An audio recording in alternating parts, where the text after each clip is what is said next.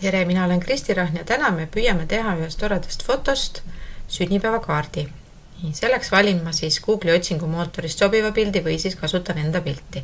Näitan kõigepealt, kuidas otsingumootorist sobiva pildi valimisel see arvutisse salvestada.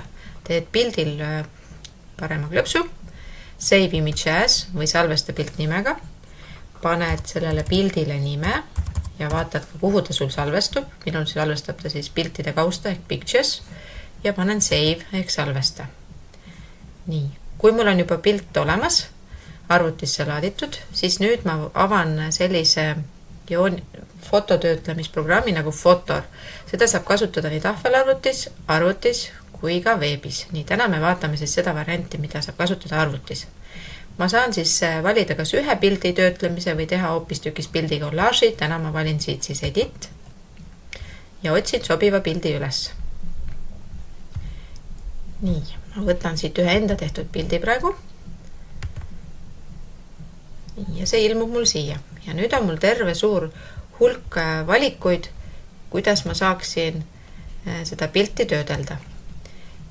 Nii, kõige esimene asi siin on siis selline rubriik nagu scenes, ehk siis siit ma saan natukene nagu seda pilti muuta, kas siis teha tumedamaks, teha natukene sellise udusekmaks või siis tekitada selline nagu päikseefekt või ööefekt, ehk siis siit on võimalik siis natukene seda pilti teha huvitavamaks, kui on soov.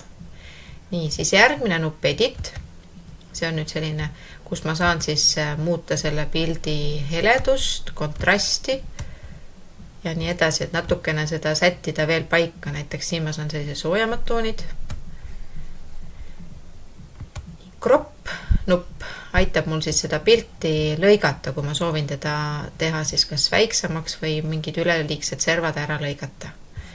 Nii, minul on praegu see pilt väga hea, ma ei hakka seda siin kasutama. Nii, ja nüüd siis efektide alt on võimalik siis samamoodi valida selliseid põnevaid, natukene teistmoodi pildi toone. Nii, raamide alt on võimalik siis oma sellele sünnipäevakaardile tekitada ka põnev raam. Ja et valikuid on päris palju, saab siit valida enda jaoks sobiva. Nii, siis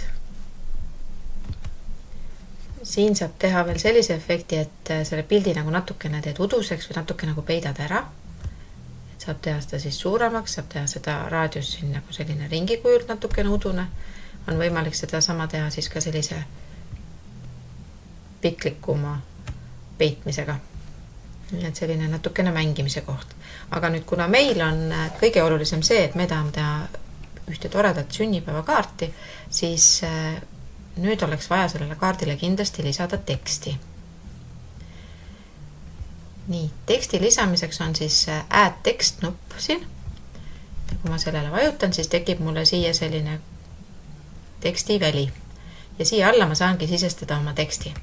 Nii, kuna meil on sünnipäevakaart, siis ma kirjutan tere, või mitte tere sõber, jah. Armas sõber,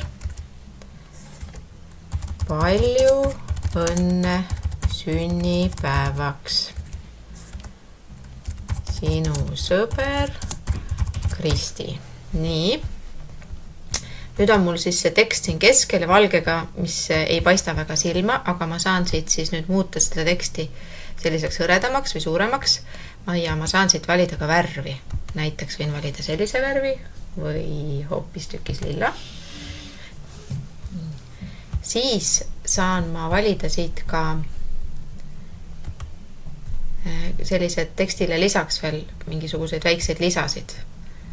Et valik ei ole väga suur, aga mõned asjad siit leiab küll. Näiteks kui mina tahan oma sõbrale panna siia sellise südame, siis ma saan panna. Kustutada saan siis siit ristist ja noolega siis liikuda edasi. Nii, ma natukene muudan nüüd selle teksti asupaika siin. Nii, ja kui mul on töö valmis, on kaart kujundatud täpselt selliseks, nagu ma tahtsin, siis valin siit save. Ta pakub siin mul ka, et missuguses suuruses ja missuguse kvaliteediga ma tahan teda salvestada. Ta võib jääda täpselt nii, nagu ta siin praegu on. Ja panen save.